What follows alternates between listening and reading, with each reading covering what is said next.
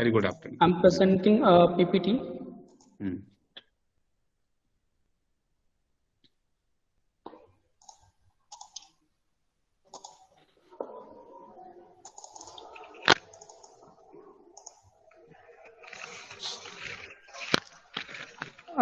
I think my presentation is visible to all. Yes, yes. Okay, sir. So today I'll discuss about toy-based pedagogy, an experiential and innovative approach in teaching. First of all, as आपको पता है कि आपने CBSE ने बहुत सारी books का publication दिया हुआ है, जिसको पढ़ के हम लोग बहुत सारी चीजें सीख सकते हैं। तो उन चीजों को ध्यान में रखते हुए और भी जो मैंने वर्क किया है, जो हमारा स्कूल काम कर रहा है, वो उन सारी चीजों को मैंने इस प्रेजेंटेशन में इंक्लूड किया है। आज का जो हमारा ऑब्जेक्टिव है, to create understanding how toy based pedagogy is related to experiential learning and it may help teachers and learner in their teaching learning process and to give the brief idea to subject teachers how they could use teaching as teaching ad material. अभी अरविंद गुप्ता जी बोल रहे थे, उनका session बहुत अच्छा था। YouTube पे भी बहुत सारे उनके सेशन हमने भी देखे हैं, उनसे बहुत कुछ सीखने को मिला है। और उनका जो वर्क है उनकी वेबसाइट से देख के फिर हमने बहुत कुछ इम्प्लीमेंट करने की कोशिश भी की है। As we all know that Indian education system is changing and going through the developing phase, and new education policy 2020 provides students hands-on learning with experience. Government का जो फोकस है वो अभी न्यू एजुकेशन पॉलिसी में यही है कि students को कैसे हम फ्यूचर रेडी बना सके और उनको स्किल्ड बनाएं। तो दैट्स वाई जो लर्निंग है उसको एक्सपीरियंस के साथ जोड़ने की कोशिश की जा रही है। That is experiential learning, learning through experience, experience जो करके खुद से सीखे, लर्निंग बाय डूइंग। इसी को ध्यान में रखते हुए सीबीएसई ने भी बहुत सारे ट्रांसफॉर्मेशन पेडागोजिकल प्रोसेस में किया है। आप लोग भी देख रहे होंगे, लेसन प्लान भी हम लोग कॉम्पिटेंसी बेस्ड प्रिपेयर कर रहे हैं ताकि स्टूडेंट्स को हम कुछ ऐसा दे सकें जो उनके साथ लाइफ, डेली लाइफ से रिलेटेड हो और लॉन्ग लास्टिंग हो। रवीन्द्रनाथ जी का कोट है, मैं उससे स्टार्ट करना चाहता हूं। We should know that the great task of institution is to provide for the education of mind,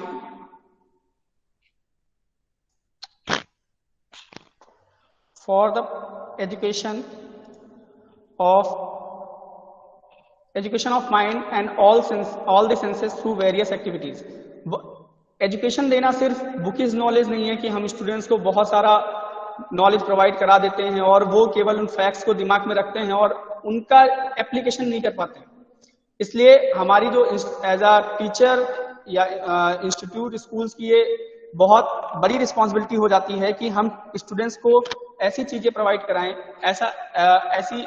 ऐसे नॉलेज दें कि ताकि वो अपने डेली लाइफ में कुछ सीखें और कुछ इनोवेटिव कर सकें और उसका एप्लीकेशन कर सकें। क्योंकि उन्होंने ये भी कहा था, you can not cross the sea merely by standing and staring at water. हम सिर्फ देखकर और खड़े रहकर जो है समुद्र को पार नहीं कर सकते हैं, उसके लिए हमें समुद्र में उतरना पड़ेगा, उसको तैरना पड़ेगा, उसके बाद ही हम समुद्र को पार कर सकते हैं। तो इसके लिए स्टूडेंट्स जब खुद से कुछ करेंगे, कुछ इनोवेटिव करेंगे, कुछ करके सीखेंगे, कुछ बनाएंगे, तो उससे उनको बहुत कुछ सीखने को मिलेगा और वो आगे अपनी लाइफ में भी इनोवेशन के लिए प्रोत्साहित होंगे। Now learning is meaningful and authentic when learner engage in real world experiences through multi sensory approach rather than passive absorbing facts from their books. That's why experience learning जो है उसको उस पर फोकस किया जा रहा है। And what is experiential learning? Experiential learning make educational environment student centric. That means जो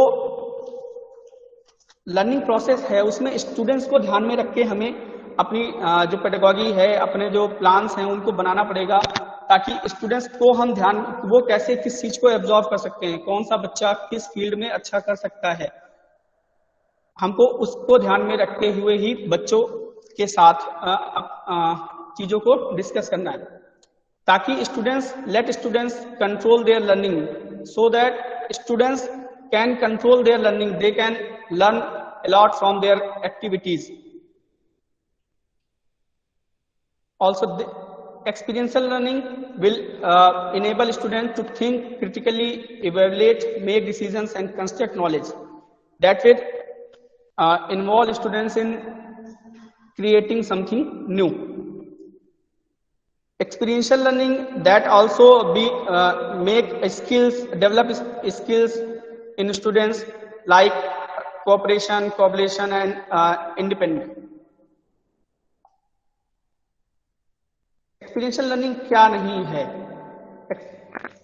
एक्सपीरियंशियल लर्निंग ये नहीं है कि बहुत सारी एक्टिविटीज ही हम एक साथ एक दिन में करा दें क्लास में, बच्चों को बहुत सारे टास्क दे दें और वो उन टास्क को बस करते रहें और उन पे कोई भी उनका आउटपुट ना मिले, कोई भी वो उस पर सोचे नहीं, विचार नहीं करें। ये एक्सपीरियंशियल लर्निंग नहीं है। एक्सपीरियंशियल लर्निंग है कि आप बच्चे को एक टास्क दे रहे हैं, एक एक्टिविटी कर रहा है या कुछ बना रहा है, तो उससे वो बहुत सारी चीजें सीख सकता है, उसमें क्या उसके प्रोस एंड कॉन्स हैं, वो सारी चीजों को वो समझे। Taking out for a visit without any specific learning aim. Suppose करिए अगर हमें कहीं पे भी किसी स्टूडेंट को लेके जाते हैं, हमारे पास कोई एम नहीं है, हमने सिर्फ कह दिया हम वहां पे घूमने जा रहे हैं। अगर हम ये एम बना के जाएंगे कि वहां पे जाएंगे तो हमको सीखने को मिलेगा। दैट्स वाई मैं अभी अपने एक्सपीरियंस शेयर करूंगा कि कैसे स्टूडेंट्स सीखते हैं जब वो बाहर विजिट के लिए जाते हैं। अभी experiential learning is not utilising expensive resources for learning. जैसा कि अभी आप देख रहे थे अरविंद गुप्ता जी का जो पूरा सेशन था, उसमें उन्होंने सिंपल से very cost effective, low cost पे कैसे चीजों को प्रिपेयर किया जा सकता है, कैसे बच्चे सीख सकते हैं, तो इस पर ही फोकस किया जाता है एक्सपीरियंशियल लर्निंग में। और एक्सपीरियंशियल लर्निंग ये भी नहीं है कि हम स्मार्ट क्लास में एक वीडियो चला देते हैं और बच्चे सिर्फ उनको देख रहे हैं। अभी पहले भी कोट किया था कि हम समुद्र को बगैर तैरे पार नहीं कर सकते हैं, तो बच्चे जब तक खुद से कुछ नहीं करेंगे तब तक वो कुछ नहीं सीखेंगे। Now what will happen when we use experiential learning? It will accelerate the learning. जो लर्निंग है बच्चों की वो बहुत फास्ट हो जाएगी, बहुत जल्दी बहुत सारी चीजों को ग्रैप्स करेंगे, बहुत जल्दी सीखेंगे और वो स्टूडेंट्स अपनी एक्टिविटीज से खुद सीखना चालू कर देंगे, जिससे जो उनकी थिंकिंग है वो बहुत ज्यादा डेवलप हो जाएगी। इससे बच्चों का माइंडसेट, चेंज इन माइंडसेट उनका चेंज होगा। वो सिर्फ उनका फोकस जो रहता है वो क्या है कि बच्चे एग्जाम का टाइम आता है तो बहुत ज्यादा पढ़ने लगते हैं, फिर वो रट के फिर गए एग्जाम में लिख कर आ गए और फिर वो मार्क्स गेन हो गए, उसके 2 दिन बाद वो सारी चीजें भूल जाते हैं। लेकिन जब वो खुद से एक्सपीरियंस करके सीखेंगे, देन व्हाट विल हैपन, वो बहुत सारी चीजें सीखेंगे और उनको अपनी लाइफ में अप्लाई करेंगे, इम्प्लीमेंट करेंगे। एक्सपीरियंशियल लर्निंग जो है रिटेंशन को बढ़ाएगा, वो बहुत ज्यादा नॉलेज को एब्जॉर्व करके रखेंगे लंबे टाइम तक, और उनकी जो लर्निंग है वो सिर्फ क्लासरूम तक सीमित नहीं रहेगी कि क्लास में जो पढ़ाया वही सीखा। बाहर जाएंगे, किसी को एक्टिविटी करते हुए देखेंगे कि हाँ ये पर्सन जो है ये एक्टिविटी कर रहा है, इसमें क्या साइंस हो सकती है। नाउ बेनिफिट्स, अब मैं एक्सपीरियंशियल लर्निंग की बात इसलिए कर रहा हूं पहले क्योंकि टॉय बेस्ड पेडागोजी जो है वो एक्सपीरियंशियल लर्निंग है, जो करके ही सीखेंगे बच्चे, खुद से करके, खुद से देख के जो सीखते हैं वही एक्सपीरियंशियल लर्निंग है। तो एक्सपीरियंशियल लर्निंग जो है वो कॉम्पिटेंसी जो है वो बच्चों के अंदर डेवलप करेगी और इसके साथ में ही वो थ्योरी को प्रैक्टिकल के साथ जोड़ पाएंगे। सिर्फ थ्योरी पढ़ेंगे तो उससे बहुत सारी चीजें नहीं सीख सकते हैं, जब वो प्रैक्टिकल के देखेंगे तो वो बहुत सारी चीजें सीख सकते हैं। और learning by experiencing is for more effective and long lasting. मैंने अभी बताया आपको कि जो लर्निंग है वो बहुत लॉन्ग लास्टिंग होगी। Build ground for self motivation and exploration. अभी मैं जब आगे एक्सपीरियंस शेयर करूंगा स्टूडेंट्स का, स्टूडेंट्स जब कुछ करते हैं, उनका जब कहीं पे सिलेक्शन होता है, जब उनको अप्रिसिएशन मिलती है, तब क्या होता है कि वो सेल्फ मोटिवेटेड हो जाते हैं और वो सोचते हैं कि मैं कुछ और नया करूं, मैं अब और नया बनाऊंगा, और इससे वो अपना कॉन्फिडेंस नहीं लूज करते हैं और आगे जो है वो बहुत आगे जाके उनको सीखने के लिए वो सब्जेक्ट, जो पर्टिकुलर सब्जेक्ट जो उनके लिए बोरिंग लगता था, वो चीजें बनाते हैं तो सोचते हैं कि इसके पीछे क्या कॉन्सेप्ट है और क्या साइंस है जो हम इसमें अप्लाई कर रहे हैं, या क्या इसकी हिस्ट्री है, ज्योग्राफी है, वो सारी चीजें समझने की कोशिश करते हैं। अभी मैं आपको एक बात बताता हूं। जब हम कुछ स्टूडेंट्स को लेकर गए थे हाइड्रो पावर प्लांट हमारे कारगिल में ही पास में है, वो चूटक हाइड्रो पावर प्लांट है, वहां पर हम लोग लेके गए NHPC की तरफ से। तो वहां पर बच्चों ने देखा कि बहुत सारी कैसे डैम काम कर रहा है रियलिटी में। जब उन्होंने डैम को देखा, जब वहां पे जाके उन्होंने पूरा जनरेटर सिस्टम जो था उसको देखा, तो उससे उन्होंने ये सीखा कि कैसे वहां पे वर्किंग हो रही है। अभी तक क्या था, सिर्फ उनको ये पता होता था कि टरबाइन घूमेगी, टरबाइन घूमती है, उससे जो आपका शाफ्ट है वो रोटेट करेगा, जिससे एनर्जी जनरेट होती है। बट जब उन्होंने रियलिटी में देखा, तब उन्हें पता चला कि हाँ, टरबाइन ऐसे होती है, टरबाइन का वर्क कैसे होता है, उसमें वाटर कैसे जाता है, पानी कहाँ पे है, डैम कहीं और है, पावर जनरेशन स्टेशन कहीं पे और है, दोनों कैसे वर्क करते हैं, दोनों में कॉम्बिनेशन कैसे होता है। दैट्स वाई जो इंटरेस्ट है स्टूडेंट्स का वो इंक्रीज हो जाता है। साथ में उनके साथ में ही कुछ कॉमर्स के स्टूडेंट्स थे, वो वहां पे गए। अब जैसे कि कॉमर्स के स्टूडेंट्स, आपको पता है उनका फाइनेंस से रिलेटेड सारी चीजें होती हैं, तो जैसे ही पहुंचे वहां पे एक स्टूडेंट था, उसने वहां पे क्वेश्चन किया, sir what is the cost of preparing the dam, dam बनाने में उसको कितना खर्चा आया सर। और साथ में उन्होंने फिर इसकी रिकरिंग कॉस्ट क्या है, what is the recurring cost, इसको चलाने में कितना खर्च आता है, कितनी प्रोडक्शन कर सकते हैं सर हम, और कितनी प्रोडक्शन करने के साथ में हम कितना इससे अर्न करते हैं। जब सारी चीजों को वो देखते हैं, तो कॉमर्स का स्टूडेंट था, वो उसने अपने मतलब की चीज वहीं पे ढूंढ ली, वहां पे देखा उसने, उसके काम की जो चीज थी वो था कॉस्ट, कैसे वो उसकी फंक्शनिंग क्या है, वो फिर वहां पे पूछ रहा है सर यहाँ पे मैनेजमेंट कैसे किया जाता है। तो बहुत सारी चीजें उन्होंने भी सीखी। अब साइंस वालों ने तो उसकी वर्किंग सीखी, कैसे मोटर काम करती है, डैम कैसे काम करता है, बट जो कॉमर्स के स्टूडेंट्स थे उन्होंने ये सीखा कि वहां पे उनकी फंक्शनिंग कैसे है, उसको मैनेज कौन करता है, क्या है, कितनी उनकी इनकम होती है। Now what is toy based pedagogy? Toy based pedagogy help in making educational system learner centric, creative, joyful with experiential learning. Toys can be digital as well as material available in our surroundings that are known as indigenous toys. In this pedagogical process, handmade toys, models, available material is used for the explaining theoretical concept. किसी भी theoretical concept को explain करने के लिए हम लोग जो available material है उसका ही यूज करते हैं। सपोज करो कोई टीचर है, वो क्लास में पढ़ा रहा है, अभी उसको सर्कुलर मोशन पढ़ाना है, अब उसको सर्कल दिखाना है। अब सपोज करिए उसके पास कुछ सर्कल नहीं है, तो कैसे वो दिखा सकता है? उसके हाथ में वॉच होगी, वो अपनी वॉच से ही सर्कुलर मोशन को दिखा सकता है। जब वॉच को सामने करेंगे तो नियर अबाउट सर्कल होगा, और उसके ऊपर अगर वो अपनी कोई भी छोटा सा पेपर का टॉय बना लिया या कुछ पेपर का कुछ बॉल बना ली, उसको जब उसके ऊपर मोशन कराएगा तो वो जो बॉल है या फिर जो भी चीज हमने बनाई है पेपर से, वो एक सर्कल पे मूव करेगी। तो जो स्टूडेंट्स हैं वो देखेंगे और सीखेंगे कि हाँ, कैसे सर्कुलर मोशन हो रहा है।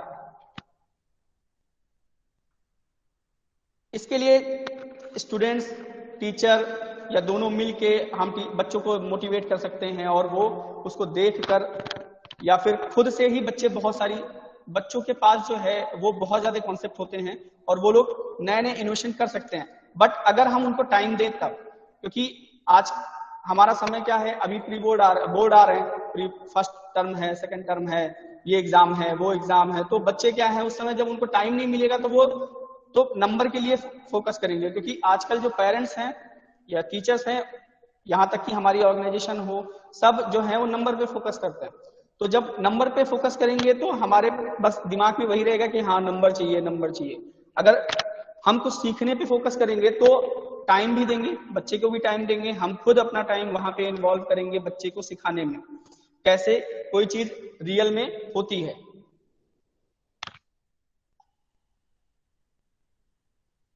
In this pedagogical approach, students are active participants. They learn any theory by doing themselves or watching the demonstration by the facilitator. Demonstration से तो बच्चे सीखते ही हैं थोड़ा बहुत, अगर वो डिमॉन्स्ट्रेशन देखते हैं तो मे बी वो खुद मोटिवेट होंगे और वो नई चीजें बनाने की कोशिश करेंगे और वो सीखेंगे कैसे कि बनाया। बस हमें ये ध्यान रखना है कि अगर किसी बच्चे ने कुछ बनाया है तो हमें उस बच्चे को मोटिवेट करना है, उस बच्चे को हमें अप्रिशिएट करना है कि आपने बेटा बहुत अच्छा काम किया है, आगे चल के ऐसे आप और कर सकते हो।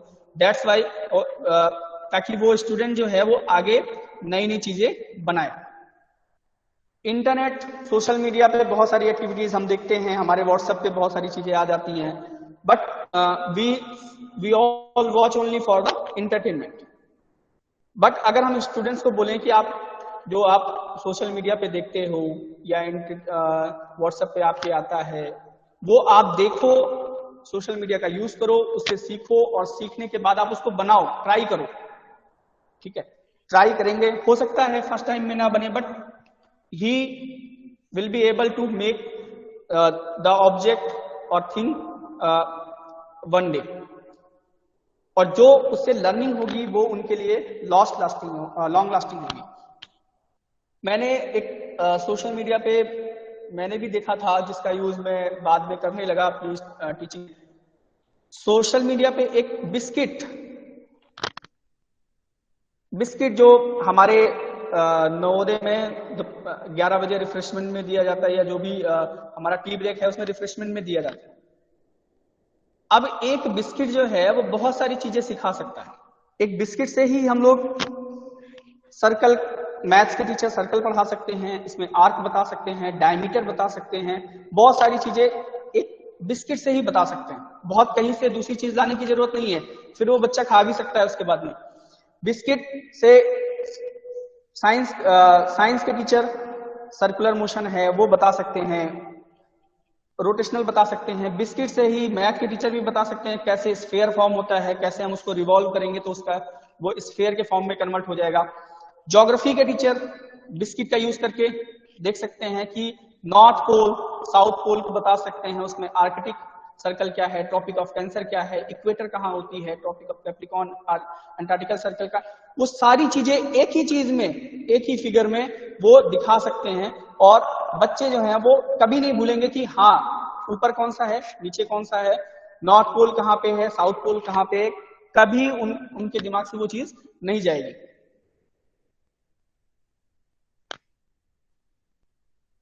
इसमें टीचर्स का क्या रोल है? Because we are nation builder, so we have responsibility of growth of our country as well as growth of our society and students. So we have to prepare our students as skilled and future ready. उनको future, क्योंकि आपको पता है कि students को entrepreneur बनाना पड़ेगा ताकि वो जो सीख रहे हैं उसको लाइफ में अप्लाई करें और वो अपनी जो लिवलीहुड है उसको आसानी से कमा सकें, जिसके लिए उनको स्किल्ड बनाना बहुत ज्यादा जरूरी है। हम लोग teachers can prepare different teaching aids using waste material available in surrounding which motivates student to do new innovation. अभी मैं एग्जांपल शेयर करूंगा कि जो हमारे पास आसपास चीजें हैं उन खराब वेस्ट चीजों से ही बहुत कुछ बना सकते हैं, जैसा कि एक स्टूडेंट ने बनाया भी था। स्टूडेंट्स स्किल कब होंगे? When they think, create and analyse. जब वो नई चीजें सीखेंगे, सोचेंगे, उनको बनाएंगे एनालाइज करेंगे, then they will be skilled. और जब वो स्किल्ड होंगे तो उन्हें किसी भी चीज से डरने की जरूरत नहीं है। Teacher can give task to student to prepare toy and guide them to do better. हम लोग टास्क दे सकते हैं और प्राइज रख सकते हैं। प्राइज में या अप्रिसिएशन के लिए कुछ भी प्राइज रख सकते हैं, छोटा सा भी प्राइज तो कुछ भी है, बच्चे मोटिवेट होंगे दैट कि इस बार मुझे मिला है, दूसरी बार दूसरा बच्चा मोटिवेट होगा कि इस बार मुझे करके दिखाना है कुछ। इसमें स्कूल्स और ऑर्गेनाइजेशन का भी रोल है। टॉय बेस्ड पेडागॉजी को प्रमोट करने के लिए टीचर्स का बड़ा रोल है, उसके साथ में स्कूल और ऑर्गेनाइजेशन का भी रोल है कि स्कूल में एक टॉय लाइब्रेरी जो है वो बनाई जानी चाहिए। जब बच्चे स्कूल में आ जाएंगे फिजिकली, अभी तो बच्चे हैं नहीं, तो मेरा भी प्रयास है कि बहुत सारी चीजें बच्चों से क्रिएट जो की हैं उन्होंने घर पे, उसको मंगा के या फिर हम लोग स्कूल में ही क्रिएट करा के टॉय लाइब्रेरी बनाए, ताकि हम जब ना हो तो दूसरे टीचर्स या दूसरे बच्चे उनका यूज करके कुछ नया सीख सकते हैं। या अपकमिंग क्लासेस जो हैं वो सपोज करिए कोई चीज है जो 9th में यूज होनी है, वो 9th के बच्चों ने बनाया, अब 10th में वो नहीं, उनको उससे रिलेटेड टॉपिक है, तो 9th में जब दूसरे बच्चे आएंगे तो वो खुद से वो चीजें अगर बनाते हैं तो बहुत अच्छा है, नहीं बनाते तो कम से कम वो देख के और उससे बहुत कुछ सीख सकते हैं। नियर बाय स्कूल्स के साथ में टाई अप करके हमें टॉय फेयर ऑर्गेनाइज करने चाहिए, जिससे बच्चे जो हैं वो दूसरे स्कूल्स के बच्चे हैं वो भी आएंगे, और जब आपस में कई सारे बच्चे जब मिलेंगे तो उनकी जो थिंकिंग है, उनके जो क्रिएशन है वो आपस में शेयर होंगे, जिससे वो बहुत सारी चीजें दूसरे से भी सीख सकते हैं। इसमें जो हमारी स्कूल अथॉरिटी है, रोल है कि इंकरेज करना पड़ेगा स्टूडेंट्स को, टीचिंग स्टाफ को, कि वो क्रिएटिव और कंस्ट्रक्टिव एक्टिविटीज करें। हम जब बच्चों को कहेंगे कि बेटा आज रिमीडियल टाइम है, रिमीडियल टाइम में हम कुछ नया सीखेंगे, क्वेश्चन प्रैक्टिस तो आप क्लास टाइम में कर सकते हैं, रिमीडियल टाइम में कुछ नया सीखेंगे, सुपरविजन टाइम में कुछ नया सीखेंगे, या गेम्स टाइम में हम कुछ नया बनाएंगे या कुछ करेंगे, तो बच्चे जो हैं वो बहुत ज्यादा सीखने के लिए, कुछ करने के लिए आगे बढ़ते हैं। और किसी भी ऑर्गेनाइजेशन के, हमारे नवोदय के बच्चे तो बहुत ज्यादा एक्टिव होते हैं किसी एक्टिविटी में, तो वो बहुत कुछ सीखेंगे और खुद से भी ट्राई करेंगे नया बनाने के लिए। I want to share example of one of my student, Farhanullah of class 10th, who got selected in India Toy Fair 2021, and he had made a toy that is working toy by using waste material. You can see here, उसने batteries use करी जो easily मिल जाती हैं, और साथ में उसने motor, और ये मोटर उसने पुराने जो डीवीडीज हैं उनसे निकाली, और उसको इन सबको जोड़ के उसने एक ऑटोमेटिक सीजर बनाया। अब ये ऑटोमेटिक सीजर बहुत सारे काम आ सकता है, पेपर कटिंग के काम आ सकता है, साथ में वो जो ऑटोमेटिक सीजर जो है वो वेजिटेबल कटिंग के काम भी आ सकता है, और वो बहुत आसानी से अपने घर में ये यूज कर रहा है और अपने पेरेंट्स को भी बोलता है कि इसको यूज करिए। साथ में अब वो इतना पहले वो थोड़ा सा साइंस को देख के डरता था 10th में, बट अब वो साइंस में बहुत ज्यादा इंटरेस्ट रखता है और नई नई चीजें बनाने की कोशिश करता है कि कैसे सीखने के लिए। बच्चे यूट्यूब से सीखते हैं, सीखने के बाद खुद से क्रिएट करते हैं, या खुद से कुछ दिमाग में आइडिया आया तो उसको अप्लाई करके देखते हैं और क्या क्रिएशन किया। Now, I will tell how we can use toy pedagogy in our subjects: science, math, social science, languages. First of all, I will discuss some of my experiences in science. We can make a car by using water bottle.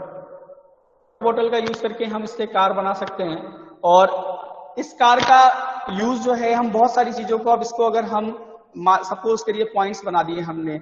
अब students को हमने task दिया कि ये car को वो move कराएं, floor पे रख दिया और उसके बाद बोला कि क्लासरूम में ग्रुप बना दिए स्टूडेंट्स के और उनको टास्क दे दिया कि इस कार को वो मूव कराएं। जब वो कार को मूव करा रहे हैं एक प्लेस से दूसरे प्लेस तक, और उनको हमने मेजरिंग टेप दे दिया और मेजर करने के लिए बोल दिया कि बेटा आप इसको मेजर करो। अब कई सारे हमने पॉइंट्स बना रखे हैं, वहां पे जब वो मूव करेगा और मेजरिंग टेप जो है उससे वो डिस्टेंसेस को क्या करेगा, मेजर करेगा, और उसके बाद वो इन जो डिस्टेंसेस है उससे वो कैलकुलेशन कर सकता है। कैलकुलेशन करने के बाद वो डिस्टेंस निकाल सकता है, डिस्प्लेसमेंट निकाल सकता है, और साथ में वो स्पीड और वेलोसिटी भी कैलकुलेट कर सकता है अगर उसने टाइम को भी कैलकुलेट किया तो।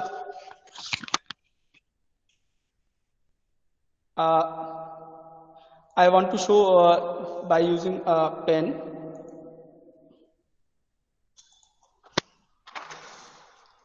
Suppose we have marked 4 points like this and ask a student to move car from this point to this point, A, B, C, D, and B to C, C to D, and A to D. And we have given a simply meter and watch, stopwatch to calculate the time. And different groups को हमने दे दिया कि displacement सबको what is displacement? Displacement is simply the minimum distance, shortest distance between initial and final position.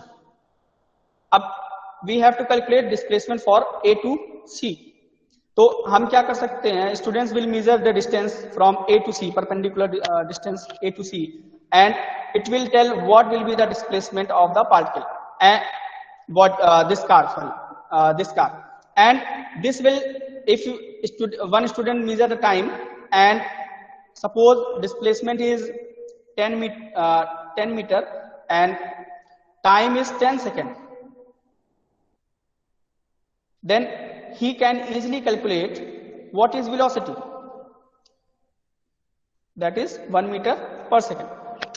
Students जो है वो बहुत easily किसी चीज को समझ सकते हैं। अब इसी कॉन्सेप्ट को हम अगर यूज करना चाहते हैं फॉर टीचिंग द फ्रिक्शन, तो हम क्या कर सकते हैं कि बहुत सारे ये हमारे पास सपोज करिए बहुत सारे सरफेसेस हैं। We have different kinds of surface, glass surface और सम मडी सरफेस एंड बहुत सारे डिफरेंट काइंड के सरफेस पर हम अगर इस कार को मूव कराते हैं तो वी कैन सी कि किस सरफेस पे फ्रिक्शन ज्यादा है, कहाँ पे फ्रिक्शन कम है। इन सारी चीजों को हम एक कार के माध्यम से सिखा सकते हैं स्टूडेंट्स को।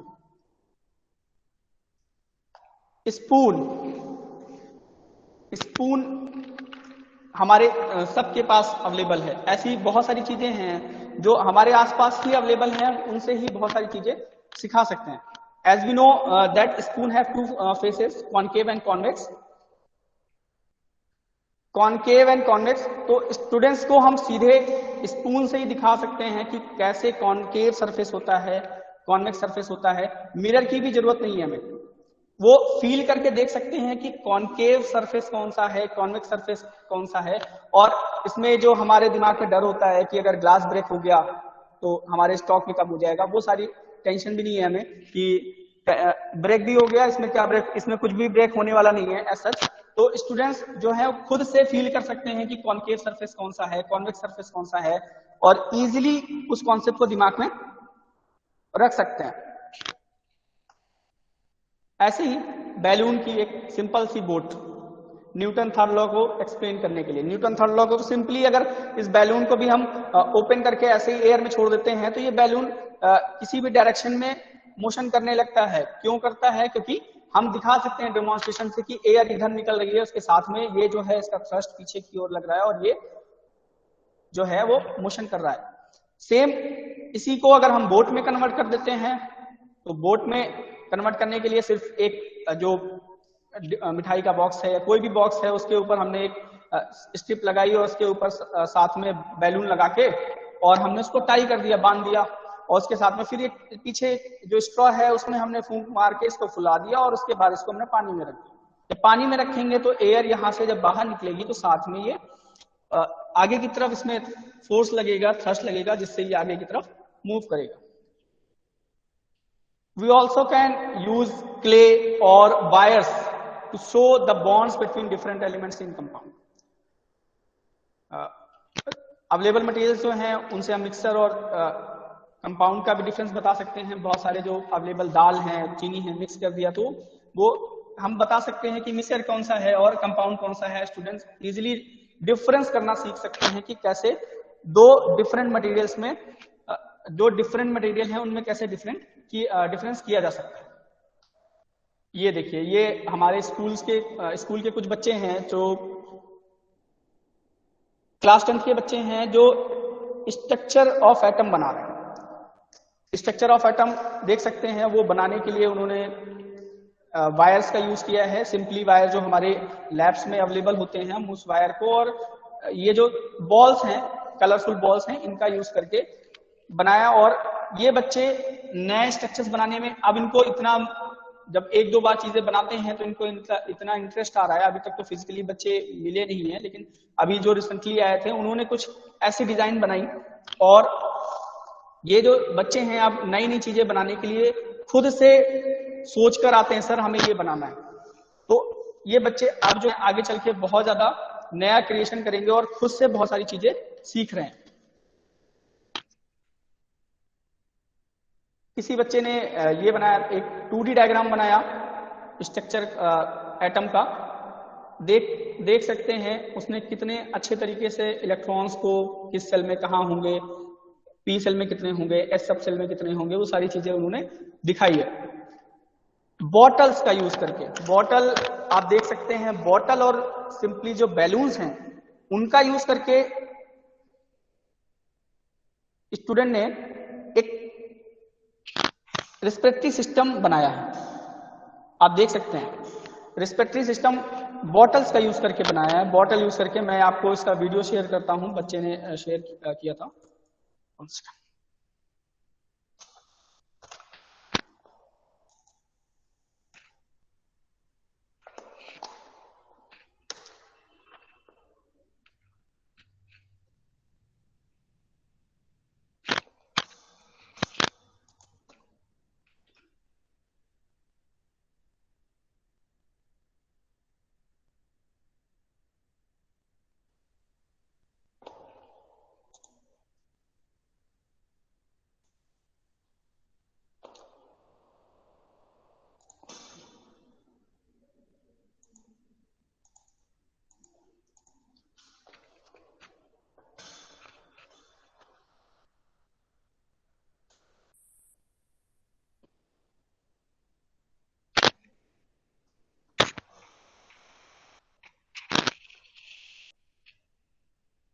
सर वॉइस नहीं आ रहा है।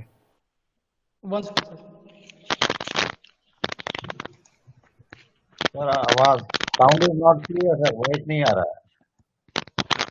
Voice sir, my voice is clear. Yes sir, your voice is clear. Now Video voice is not here your side. Google Meet में वीडियो का आवाज नहीं आता है सर। सर आ जाता है sir. Okay sir, okay. 1 second sir.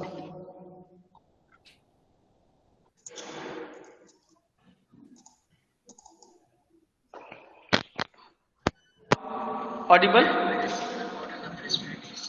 Audible sir. Is it audible sir? Audible sir, audible. Sir, your voice is audible, no problem.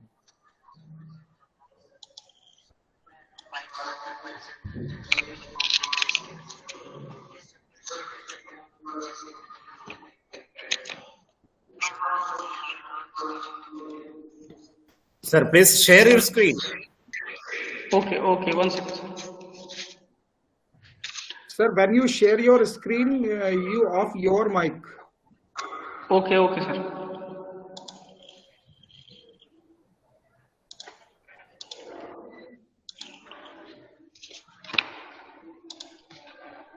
1 second.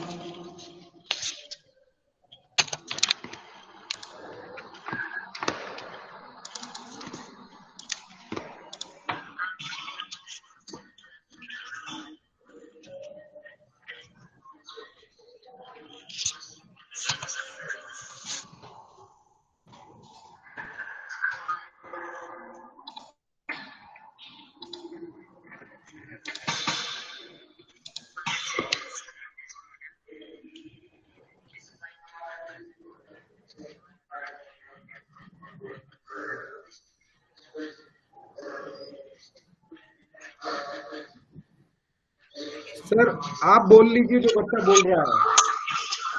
Okay, you can see here bottles का use करके उसने जो है वो respiratory system बनाया है, उसने lungs को दिखाया है और कैसे पाइप्स को दिखाया है और कैसे डिफरेंट फेज ऑफ ब्रीदिंग में कैसे वर्क करता है वो दिखाया है. जब नीचे की तरफ खींच रहे हैं तो देखो, हाँ, जो चेस्ट कैविटी है उसका साइज जो है वो इंक्रीज हो रहा है जब उसको नीचे की तरफ मूव कर रहा है, जब एयर फिल हो रही है उसके अंदर. और जब उसको ओपन छोड़ रहे हैं तो फिर जब हम सांस को बाहर छोड़ते हैं उस समय क्या है कि जो हमारे लंग्स हैं वो उसका साइज जो है वो कम हो रहा है, उसकी कैविटीज का जो साइज है वो कम हो रहा है. फिर जब बाहर खींच रहे हैं तो हवा जो है उसके अंदर फिल हो रही है और फिर सेम प्रोसेस जो है वो कंटिन्यू है. डाइजेस्टिव सिस्टम जो अवेलेबल कार्डबोर्ड है, कार्डबोर्ड्स का यूज करके डाइजेस्टिव सिस्टम को दिखाया, 2D डायग्राम बनाया कैसे डाइजेस्टिव सिस्टम वर्क करता है. कुछ स्टूडेंट्स ने सैटेलाइट्स का डायग्राम बनाया, देखा कि सैटेलाइट्स में क्या क्या पार्ट्स होते हैं, कौन कौन से पार्ट्स उसके वर्किंग पार्ट्स हैं जो यूज होते हैं, जिससे कैसे वो वर्क करता है, ये सारी चीजें बनाई. फिर एक्टिविटीज में मैग्नेट्स का एक एक्टिविटी और है जो किसी बच्चे ने घर पे किया था 7th क्लास के. 1 सेकेंड. उसने आयरन फिलिंग्स का यूज करके और सिंपली मैग्नेट्स जो हैं, जो अब मैग्नेट्स इजीली हमें मिल जाते हैं, उन मैग्नेट्स का यूज करके जो कैसे आयरन फिलिंग है उससे कैसे मैग्नेटिक फील्ड लाइंस बनती हैं, साथ में मैग्नेट्स कैसे आपस में इंटरेक्ट करते हैं बार मैग्नेट्स का यूज करके. डिफरेंट काइंड्स के मैग्नेट्स यूज करके उसने कैसे नॉर्थ पोल जो है एक दूसरे को रिपेल करते हैं, साउथ पोल रिपेल करते हैं, साथ में नॉर्थ और साउथ अट्रैक्शन कैसे होता है वो जब बच्चे खुद से सीखते हैं, 7th क्लास 8th क्लास के बच्चे देखते हैं तब उनको पता चलता है हाँ रियलिटी में ऐसा होता है, सिर्फ बुक में पढ़ने से ही नहीं ऐसा होता है. फिर आयरन फिलिंग मैग्नेट्स का यूज करके आयरन फिलिंग है, या फिर बहुत सारे एल्युमिनियम है, वुड है. जब बहुत सारी चीजों के पास मैग्नेट लेके जाते हैं बच्चे तो देखते हैं कि हाँ ये जो चीजें हैं, कौन सी चीजें आयरन से अट्रैक्ट होंगी, कौन सी चीजें जो अट्रैक्ट होंगी वो फेरोमैग्नेटिक हैं, जो नहीं होंगे वो अदर मटेरियल्स हैं. इस तरीके से बहुत सारी एक्टिविटीज हम करवा सकते हैं बच्चों से. ये तो साइंस में था, साइंस में बहुत सारी एक्टिविटीज हैं जो हम करवा सकते हैं, आपने पहले से भी देखा है. अब मैं कुछ अदर सब्जेक्ट्स के बारे में भी डिस्कस करना चाहता हूं, क्योंकि टॉय पेडागोगी सिर्फ साइंस के लिए ही नहीं है, तो बहुत सारे सब्जेक्ट्स के लिए भी है, लैंग्वेजेस के लिए भी है, मैथमेटिक्स के लिए भी है. कैसे मैथमेटिक्स में कैसे स्टूडेंट जो है टॉय पेडागोगी का यूज कर सकते हैं, टीचर्स कैसे यूज कर सकते हैं डिफरेंट शेप्स को बनाने के लिए. अब सपोज करिए हमारे पास क्लास में कुछ नहीं है तो पेपर है हमारे पास, हम पेपर से कैसे डिफरेंट शेप बना के, सिलेंडर कैसे बनता है, कैसे कोन बनता है, कोन कैसे बनता है जब हम ट्रायंगल को एक एक्सिस के अबाउट रोटेट कराते हैं तो हमारा कोन फॉर्म होता है. सिलेंडर कैसे बनता है जब हम एक रेक्टेंगल को किसी एक साइड के अलोंग जो हम उसको रोटेट कराते हैं तो एक सिलेंडर बनता है. या हम सिलेंडर के फेसेस कितने फेसेस होते हैं, क्यूबॉइड के कितने फेसेस होते हैं, क्यूब के कितने फेसेस होते हैं, फिर उनमें कितने सर्कुलर फेज जो है वो किस शेप के हैं, कितने सर्कुलर फेज हैं, कर्व शेप कितने हैं, ये सारी चीजें हम पेपर से ही करके स्टूडेंट्स को दिखा सकते हैं कि कैसे कौन से शेप फॉर्म होते हैं. ये बहुत सारे सेब हमारे आसपास नेचर में भी मिल जाते हैं। सपोज करिए हम क्यूबॉइड सिखा रहे हैं, अब क्यूबॉइड में हमारे पास कुछ नहीं है अवेलेबल, बट जिस रूम में हम पढ़ा रहे हैं that room is also cuboid shape में है। हम उसको देख के बता सकते हैं हाँ इसमें कितने फेसेस हैं, कितने वर्टिसेस हैं और कितने साइड्स हैं। ये सारी चीजें बच्चे खुद से काउंट कर सकते हैं, देख सकते हैं कहाँ पे है, डायगोनल्स कहाँ पे हैं। ये सारी देखकर क्लासरूम में ही सारी चीजें अवेलेबल हैं उनके। बहुत सारे स्टूडेंट्स को हम क्लास में खड़ा करके एक रोप देके उनसे सर्कल फॉर्म करा सकते हैं। एक स्टूडेंट को बीच में हमने खड़ा कर दिया और उसके बाद बाकी स्टूडेंट से बोला कि आप एक रोप को पकड़ के साइड में खड़े सब लोग गोला बना के खड़े हो जाओ, तो वहां पे क्या एक सर्कल फॉर्म हो जाएगा और वहां से बच्चे देख सकते हैं कि सर्कल कब बना कि एक फिक्स पॉइंट से, जब पर्टिकुलर एक फिक्स पॉइंट से इक्वल डिस्टेंस पे बहुत सारे पॉइंट आके खड़े हो गए, ये पॉइंट्स मतलब बच्चे आके खड़े हो गए तो एक सर्कल फॉर्म हो रहा है।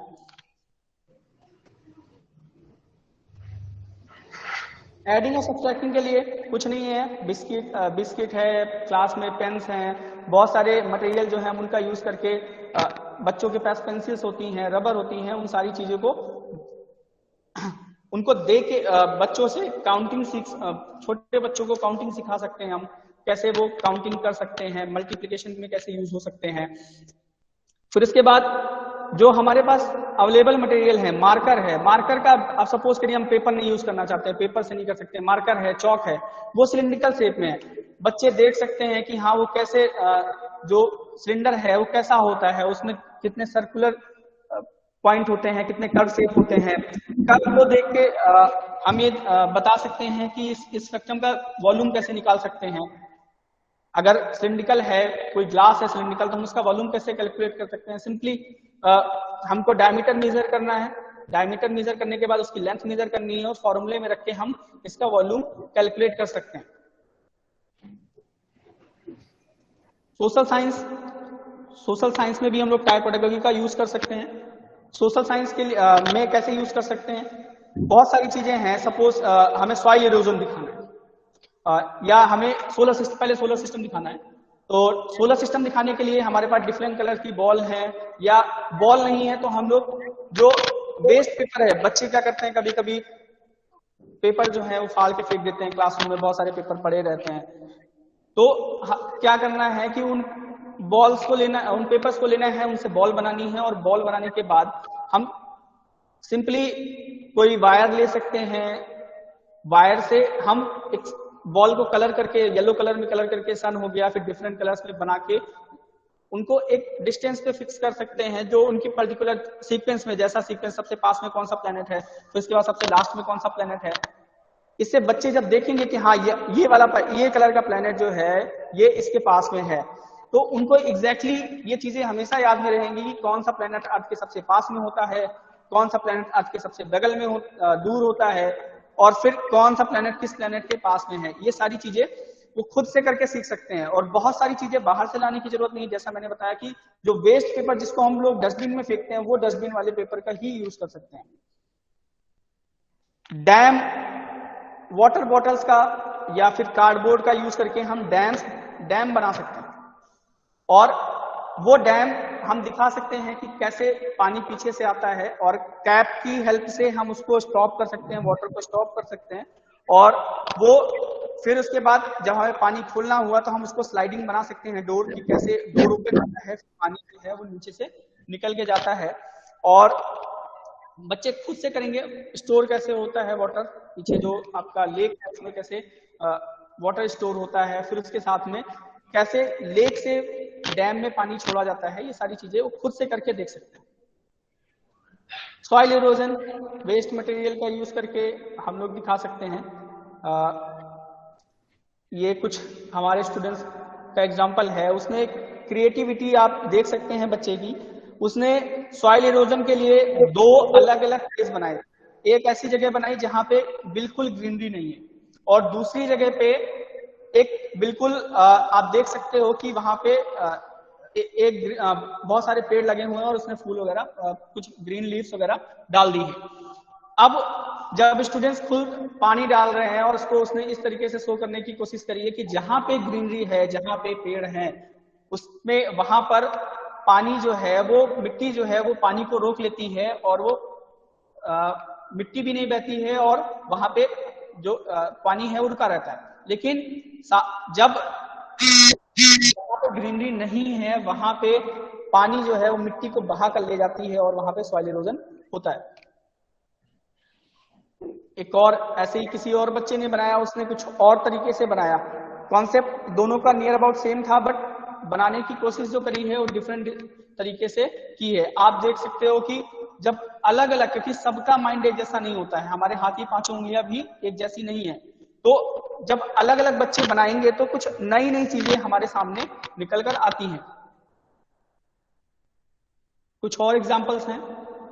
वाटर पोल्यूशन बच्चों ने यूज किया, बहुत जो कार्डबोर्ड अवेलेबल थे उसका यूज करके उन्होंने सिंपली एक कैसे डिफरेंट टाइप्स के वेस्ट होते एक ही फिगर में, एक ही जो डायग्राम बनाया उन्होंने स्ट्रक्चर, उसी के अंदर उन्होंने दिखाया कैसे फैक्ट्री से वेस्ट पोल्यूशन होता है, कैसे वाटर पोल्यूशन, घर से पोल्यूशन होता है, डेयरी से पोल्यूशन होता है, हम जो नॉर्मल स्कूल्स में कैसे होता है, ये सारी चीजें वो इजीली उसने एक फिगर में बनाने की कोशिश करी। फिर सेम आप देख सकते हैं पोल्यूशन के टास्क कई सारे बच्चों को दिया, तो दूसरे बच्चे ने कुछ अलग तरीके से किया और उसने वाटर पोल्यूशन कैसे होता है और वाटर पोल्यूशन से क्या होता है। मछलियां भी बीमार होती हैं, वो मरने लगती हैं। जैसे कि इसे देख सकते हैं कि जो पोल्यूशन है उससे जो हमारा वाइल्ड एनिमल है वो भी काफी परेशान हो जाता है। ये सारी एक्टिविटीज हम इजीली कर सकते हैं अपने स्कूल्स में। इसके लिए हमें बहुत ज्यादा चीजों की रिक्वायरमेंट नहीं है, जो हमारे अवेलेबल मटेरियल्स हैं उनका ही यूज कर सकते हैं। और ये जो चीजें हैं लैंग्वेजेस में भी यूज कर सकते हैं। लैंग्वेजेस में हमारे पास पपेट्स होते हैं। पपेट्स, ये पिक्चर तो मैंने नेट से ली है, लेकिन लैंग्वेजेस में भी यूज कर सकते हैं। देख सकते हैं कि पपेट्स का यूज करके हमको स्टोरी टेलिंग है, हम उसको पपेट्स का यूज करके स्टोरी टेलिंग कर सकते हैं, कि बता सकते हैं कि हाँ कोई स्टोरी ऐसे है। कोई पोयम पढ़ा रहे हैं तो उस पोयम के लिए, उस पर्टिकुलर पोयम है उससे रिलेटेड कोई पपेट है, या पेपर से ही हमने कुछ बना लिया इस तरीके से, और उसको उंगलियों में फंसाकर फिर हम बता सकते हैं कि कैसे ये सारी चीजें बच्चे जो हैं वो जब स्टोरी को हम सुनाते हैं ऐसे करके, तो बच्चे जो हैं जब देखते हैं किसी चीज को तो वो बहुत इजीली उन चीजों को याद कर सकते हैं। आज के जैसे बच्चे जो फोन में देखते हैं, फोन के जो यूजेस हैं, मिसयूज भी हैं, यूजेस भी हैं। मेरे एक फ्रेंड हैं, उनकी एक 1.5 साल की बच्ची है, वो बता रहे थे जब वो फोन में वीडियो देखती है तो वो चीजें उसको बहुत जल्दी याद हो जाती हैं। जब वो देखती है कि हाँ कैसे वो कार्टून है, वो कुछ सुना रहा है, ABCD सुना रहा है या फिर काउंटिंग सिखा रहा है, तो उसको सारी चीजें बड़ी आसानी से याद हो जाती हैं क्योंकि वो सारी चीजें देख रही है। अब मैं कुछ 21st सेंचुरी स्किल्स की बात करना चाहता हूं, जो हमारा टारगेट है कि हम बच्चों के अंदर ये स्किल्स डेवलप करें। जब सारी चीजें हम कर रहे हैं टॉय पेडागोगी का यूज करके या फिर एक्सपीरियंशियल लर्निंग जो यूज कर रहे हैं, आर्ट इंटीग्रेटेड लर्निंग है, टॉय पेडागोगी है, ये सारी चीजें जब करते हैं तो कौन कौन सी स्किल्स हमारे स्टूडेंट्स के अंदर, जो हमारे बच्चे हैं उनके अंदर डेवलप हो सकती हैं। उनमें सबसे फर्स्ट है लर्निंग स्किल्स। लर्निंग स्किल्स जो हैं वो क्यों जरूरी हैं, वो नॉलेज को गेन करने के लिए जरूरी है। फिर है literacy skills. Literacy skills that create students में एक ऐसी स्किल डेवलप करते हैं जो उनको एक क्यूरियोसिटी देती है कि उन नई चीजों को सीखें, नई नॉलेज को गेन करें। और फिर इसके बाद आता है लाइफ स्किल। ये मोस्ट इंपॉर्टेंट है बच्चों के अंदर ये स्किल डेवलप करना, ताकि जो सक्सेसफुली वो अपनी जो एवरीडे लाइफ है उसको अच्छे से बिता सकें। अब जो लर्निंग स्किल है उनको CBSE ने 4 टाइप्स में डिवाइड किया हुआ है। वो है 4 C's में, 4C उसको कहते हैं लर्निंग स्किल 4 C's। 4 C's में क्रिटिकल थिंकिंग है, क्रिएटिविटी एंड इनोवेशन है। क्रिटिकल थिंकिंग, बच्चे कुछ नया सीखेंगे, कुछ दिमाग में उनके जब नया आएगा तो वो कुछ न्यू क्रिएटिविटी डेवलप करेंगे। साथ में कोलैबोरेशन, वो आपस में चीजों के साथ कैसे तालमेल बिठाना है या अपने क्लासमेट्स के साथ कैसे तालमेल बिठाना है, इन सारी चीजों पे वो फोकस कर सकते हैं। फिर उनमें कम्युनिकेशन स्किल भी डेवलप होती है। कम्युनिकेशन स्किल कैसे डेवलप होती है? सपोज करिए कि बच्चों को हमने कोई टास्क दिया, तो बच्चे को अगर हमने कोई टास्क दिया तो अब हो सकता है वो टास्क इतना बड़ा हो कि सबसे वो अकेले नहीं हो सकता है, तो अब वो अपने फ्रेंड्स को इन्वॉल्व करेगा। जब फ्रेंड्स को इन्वॉल्व करेगा तो वो उनको समझाएगा कि कैसे क्या करना है, और इससे उनके अंदर एक लीडरशिप स्किल भी डेवलप होती है जो आपकी लाइफ स्किल से रिलेटेड है। फिर इंफॉर्मेशन टेक्नोलॉजी में क्या है, अब उसको इंफॉर्मेशन मिलेगी। सपोज करिए वो टास्क में फेल हुआ, थॉमस अल्वा एडिसन का है, जब उन्होंने बल्ब बनाया तो उनके बारे में कहा जाता है कि उनसे जब पूछा गया कि आपने 100 टाइम्स ट्राई किया और 100 टाइम ट्राई करने के बाद भी जब बल्ब है आपका 100 टाइम्स के बाद बना, तो आपने क्या सीखा, आपने क्यों ट्राई किया? तो उन्होंने कहा मेरी कोई भी मेहनत बेकार नहीं। 100 जो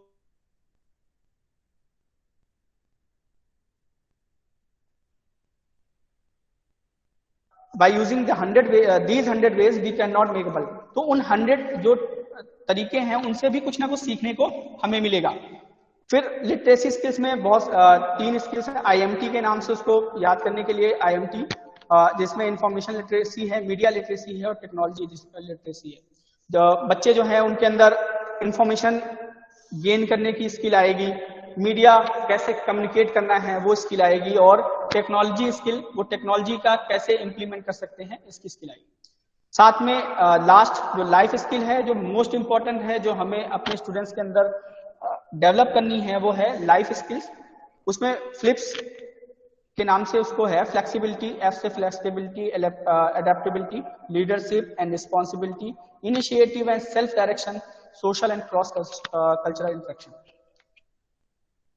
जब हम हमारे स्कूल में बहुत सारे रिलीजन के बच्चे होते हैं, बहुत सारे कम्युनिटीज के बच्चे होते हैं, जब वो मिलजुल के आपस में काम करते हैं तो उनके अंदर क्या है कि एक लीडरशिप की, जब कोई एक बच्चा है जो इनिशिएटिव लेता है, सारे तो लीडर होते नहीं है, कोई बच्चा है जिसने इनिशिएटिव लिया कि हाँ हमें ये चीज प्रिपेयर करनी है, ये चीज बनानी है, तो वो उसके लिए बाकी लोगों को भी बात करेगा, वो खुद रिस्पॉन्सिबिलिटी लेगा कि हाँ हम ये सारी चीजें कर सकते हैं।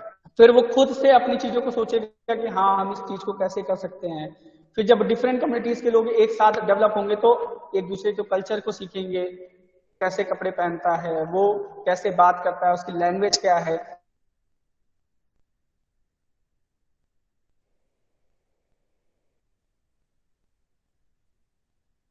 चीज है वो डेवलप होगी ताकि सोसाइटी में एक सामंजस्य बैठेगा। And at last, I want to quote Swami Vivekananda's quote, that is, the present system of education is all wrong. The mind is crammed with facts before it knows how to think. We may read books, hear lectures, and talk miles, but experience is the one teacher and one eye opener. It is the best as it is. We learn through smiles and tears. We learn. No one is really taught by another. Each one has to teach himself. The external teacher offers only suggestion which rouses the internal teacher to work, to understand things.